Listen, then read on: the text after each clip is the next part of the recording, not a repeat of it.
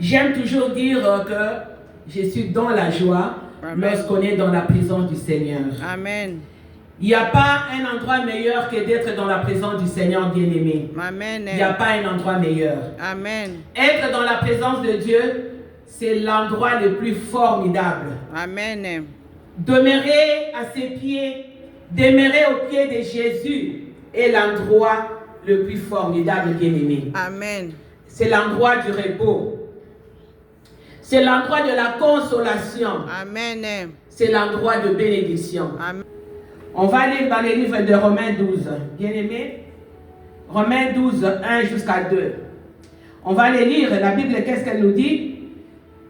Ici, lorsque vous regardez les titres de Romains 12, on nous dit ceci, exhortation. On nous exhorte à quoi? À la consécration à Dieu, à l'humilité, à la fidélité dans l'exercice de dons et fonctions, n'est-ce pas? Amen. Alors, on nous dit ici dans les livres de Romains 12, je vous exhorte donc, frères, par les compassions de Dieu, à offrir vos corps comme un sacrifice vivant, saint, agréable à Dieu. Amen. Ce qui sera de votre part un culte raisonnable. Amen. Ne vous conformez pas au siècle présent. Amen. Ça signifie que ne faites pas comme le monde fait. Ne marchez pas comme le monde marche. Amen. Ne parlez pas comme le monde parle. Ne vous habillez pas comme le monde s'habille. Mais soyez transformés par le renouvellement de votre intelligence. L'intelligence, c'est quoi? Ce n'est pas l'intello ici, ce n'est pas l'intelligence de l'école, mais par nos pensées, par la manière de vivre, par notre façon de faire les choses dans la présence du Seigneur. Amen. Alors, nous devons transformer, renouveler notre intelligence, afin que vous discerniez quelle est la volonté de Dieu, ce qui est bon, agréable et parfait. Amen. Amen. On vient de lire Romains 12, bien-aimés, on nous dit, nous devons nous conformer à la parole de Dieu. C'est que cela signifie que nous devons sacrifier notre vie pour Dieu. Nous devons sacrifier notre temps pour Dieu. On doit se conformer à la parole de Dieu. On ne doit pas se conformer à la parole du monde. On ne va pas se conformer aux convoitises du monde. Qu'est-ce que cela signifie? Qu'on ne va pas marcher dans la débauche, qu'on ne va pas marcher dans les mensonges, qu'on ne va pas marcher dans l'ivrognerie, qu'on ne va pas marcher dans les critiques, dans les médisances. Ça, ce n'est pas conforme à la parole de Dieu. Tu es dans le Seigneur, tu dois renouveler ton intelligence. Bien-aimé, la vie chrétienne est une vie de sacrifice, est une vie de discipline. On doit offrir nos corps à Dieu, pas des corps rebelles. Lorsque tu offres ton corps, tu dis, moi Seigneur, je vais offrir mon corps à toi. Ça signifie que je vais donner ma vie pour toi. Amen. Mon corps ne sera pas un corps de prostitution. Mon corps ne sera pas un corps d'ivrognerie. Mon corps ne sera pas un corps de mensonge. Amen. Mais ça sera un corps pour la gloire de Dieu. Amen. Pour ta gloire. Lorsque les gens vont me regarder, les gens vont voir que oui, celui-là ou celui-là, c'est réellement un enfant de Dieu. Amen, bien-aimé. Amen. Parce que la Bible nous dit dans les livres de 1 Corinthiens 3,16 que notre corps est le temple du Saint-Esprit de Dieu. Amen. Bien-aimé, le véritable temple est ton corps. Ce n'est pas le bâtiment. Parce que Dieu ne réside pas dans les bâtiments. Amen. L'Esprit de Dieu ne réside pas dans les bâtiments. L'Esprit de Dieu réside dans nos corps. Nos corps qui est réellement le véritable temple du Saint-Esprit de Dieu. Amen. Bien-aimé, lorsque tu offres ton corps à Dieu, lorsque tu donnes ta vie à Dieu, tu veux dire à Dieu que ma vie ne m'appartient plus. Je ne vis plus pour moi. Cela signifie que toutes les actions que toi tu vas poser doivent être conformes à la parole de Dieu. Amen. Donc, lorsque toi tu dois marcher, lorsque toi tu dois faire des choses, tout ce que toi tu dois faire doit être conforme à la parole de Dieu. Amen. Ton cœur ne peut pas être partagé. Ton cœur ne peut pas partager entre Dieu et les désirs du monde. Ça, ce n'est pas offrir son corps. Ça, ce n'est pas donner son corps comme un sacrifice agréable à Dieu et raisonnable à Dieu. Amen. Parce que le culte véritable, c'est ton corps. C'est ça le culte véritable. C'est ce que toi tu donnes à Dieu. La manière que tu marches dans la présence de Dieu, pour adorer les seigneurs regardent quelles sont ces mains-là qui se sont levées au-devant de moi. Voilà pourquoi la Bible nous dit que c'est l'élévation de mes mains soit comme l'offrande du soir, l'offrande que Dieu va agréer, l'offrande que Dieu va aimer, l'offrande qui sera juste devant les seigneurs. Amen. Amen, bien-aimé. Amen. Bien-aimé, la Bible nous dit que l'offrande, c'est tout ce que nous apportons dans la présence de Dieu. On peut apporter nos prières dans la présence de Dieu, on peut apporter nos vies dans la présence de Dieu, on peut apporter nos corps dans la présence de Dieu, on peut aussi apporter l'argent dans la présence de Dieu bien-aimé. Amen. Alors, offrir, qu'est-ce que cela signifie? Lorsque tu donnes, offrir, ça signifie donner librement, sans contrainte, sans espérer un retour selon. Lorsque tu donnes, tu n'espères pas que lorsque je donne telle chose à quelqu'un, automatiquement la personne là doit me rembourser quelque chose. Mais lorsque tu donnes, tu le donnes avec amour, avec conviction de ton cœur, avec sincérité de cœur. Lorsque je donne mon argent, je sais pourquoi je donne ça. Je ne donne pas en murmurant, mais je donne parce que j'aime donner à Dieu. Amen. Je donne parce que Dieu est amour. Dieu s'est sacrifié pour moi. Amen. Bien-aimé, l'offrande exprime notre confiance en Dieu. Amen. Et notre désir de lui être agréable. Amen. Quand tu donnes, bien-aimé, Dieu regarde au cœur. Dieu regarde si le cœur qu'il lui a donné, c'est un cœur sincère. Dieu regarde est-ce que les mains qui m'ont donné, ce sont de mains pures. Amen. Ce sont de mains sincères. Amen. Dieu regarde à tout cela. Alors c'est pourquoi nous allons prendre nos Bibles bien-aimées. Nous allons lire dans les livres de Romains. Romains 12.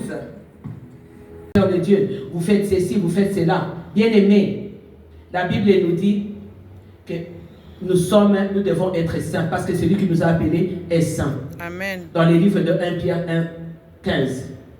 Que celui qui nous a appelés est saint et que nous devons aussi être saints dans toute notre conduite. Amen. Bien-aimés, le temps que nous vivons maintenant, c'est un temps de grâce. C'est un temps de grâce. C'est le temps de grâce que Dieu nous donne pour arranger notre relation avec Dieu. Pour arranger de Marc 14, 3 jusqu'à 11. La Bible nous dit ceci. Parfum répandu sur la tête de Jésus à Béthanie. Comme Jésus était à Béthanie dans la maison de Simon, les lépreux, une femme, dans la maison de Simon les lépreux, une femme entrant pendant qu'il se trouvait à table. Elle tenait un vase d'albâtre qui renfermait un parfum de nard pur de grand prix. Et ayant rompu le vase, elle répandit le parfum sur la tête de Jésus. Quelques-uns exprimèrent entre eux leur indignation. À quoi bon perdre ce parfum? Bien-aimés, on aurait pu le vendre plus de 300 deniers et les donner aux pauvres. Et ils s'irritaient contre cette femme. Mais Jésus dit, laissez-la.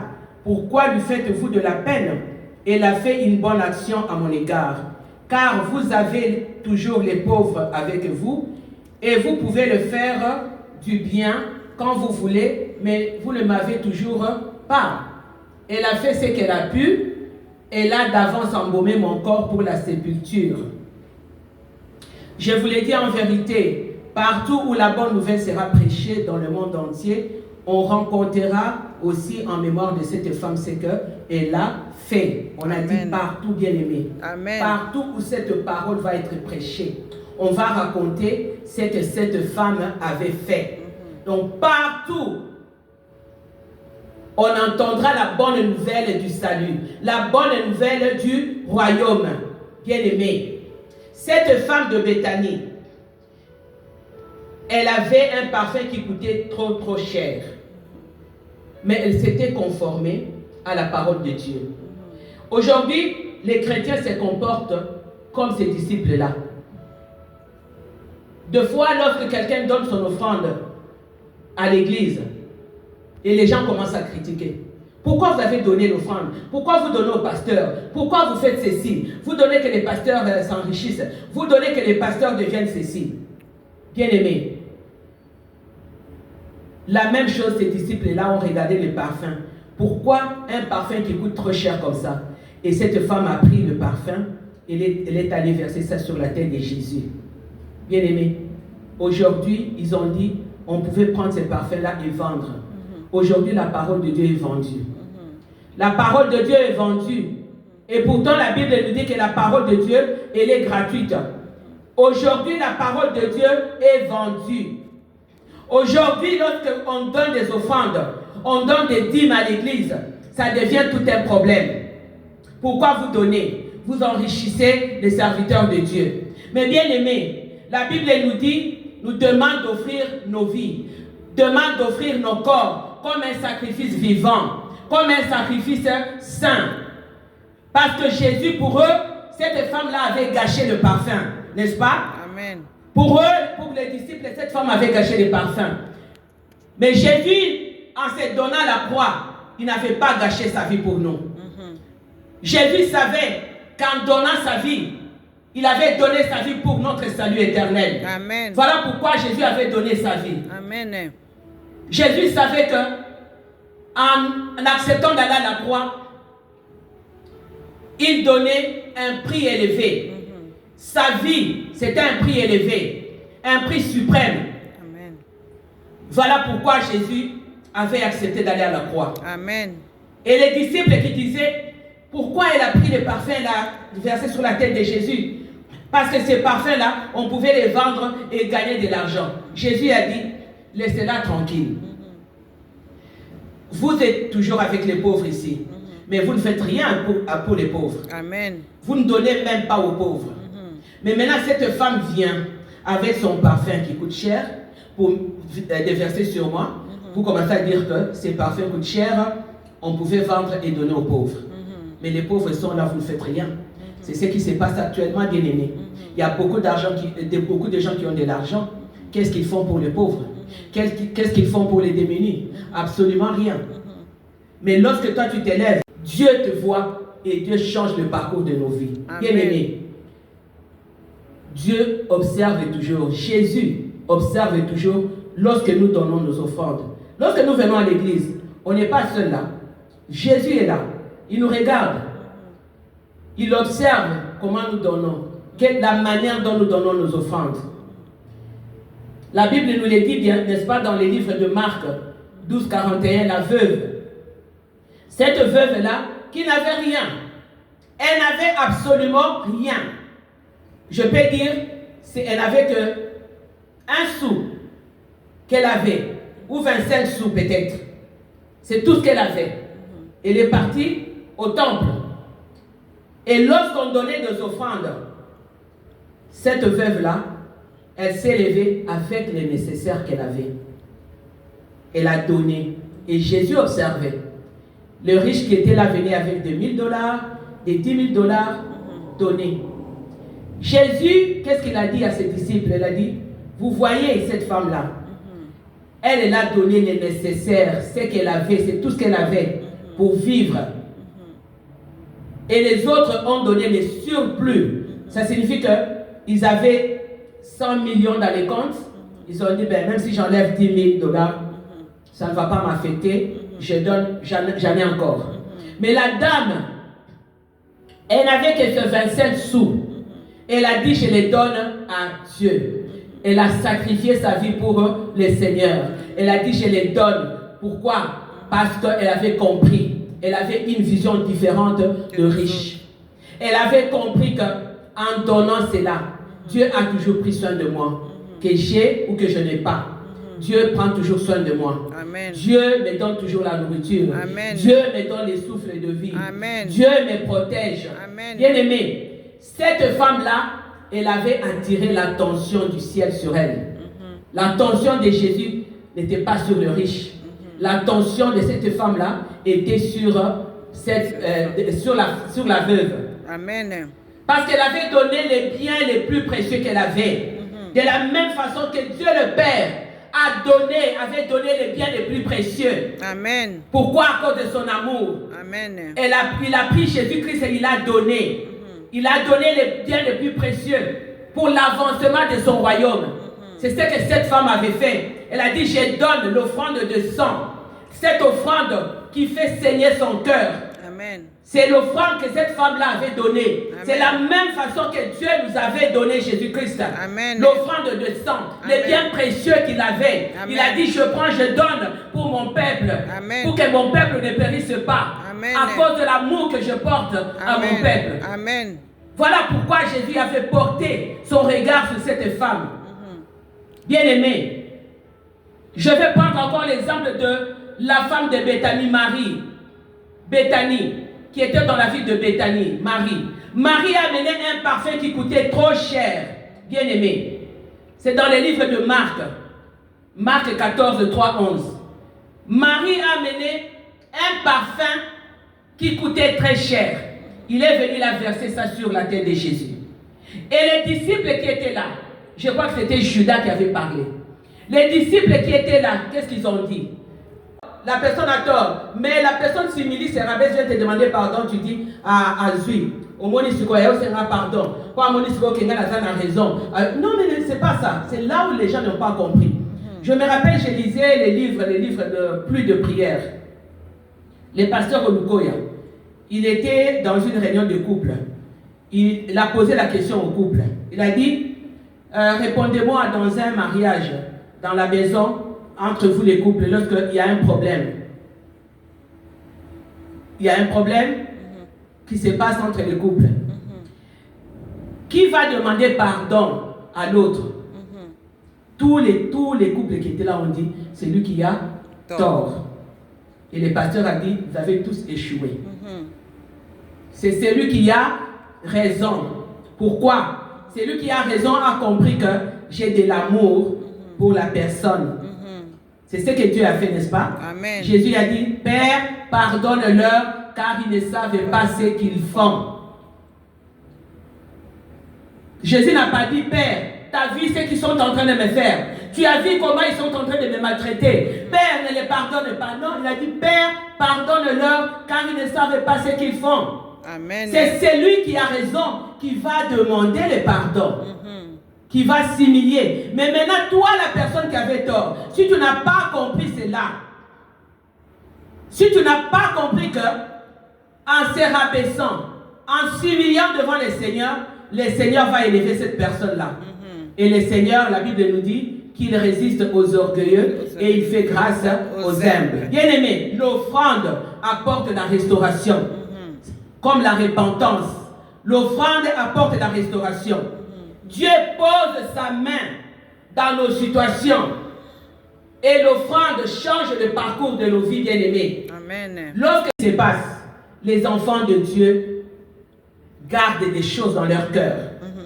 Les enfants de Dieu s'approchent de l'autel de Dieu avec de rancune dans leur cœur, avec des manques de pardon. Tu viens déposer ton offrande. Bien-aimé, voilà pourquoi beaucoup de prières ne sont pas exaucées et ne portent pas de fruits. Voyez la petite chose que vous gardez en vous, la petite rancune là que vous retenez dans votre cœur, va vous voler votre victoire. Amen. Va vous voler votre bénédiction. La Bible nous le dit bien. Si tu as quelque chose, tu veux donner ton offrande, va, arrange avec ton frère, arrange avec ta soeur. Moi, je vais donner mon exemple. Moi, je préfère toujours donner mon exemple. Je n'aime pas donner l'exemple de d'autres personnes parce qu'on va me dire, j'ai peut-être dit des choses qui ne sont pas vraies. Moi, quand j'ai quelque chose, que j'ai tort ou raison, je ne garde pas ça dans mon cœur. Parce que moi, je dis toujours, mon cœur, c'est pour pomper les sangs. Mon cœur, Dieu ne m'a pas donné ça pour garder les choses. Amen. Voilà pourquoi il y a beaucoup de maladies qui arrivent. Voilà pourquoi il y a des gens qui tombent malades, maladies des cœurs, des AVC, tout ça. Pourquoi? Parce que vous gardez des choses dans vos cœurs. Amen. Moi, quand j'ai quelque chose, que j'ai tort ou raison, moi je m'en fous, je vais vers la personne. Je dis pardonne-moi. Même si la personne n'accepte pas mon pardon, ça c'est pas mon problème.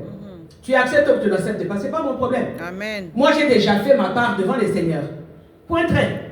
Je viens, je te demande pardon, que j'ai raison, que j'ai tort.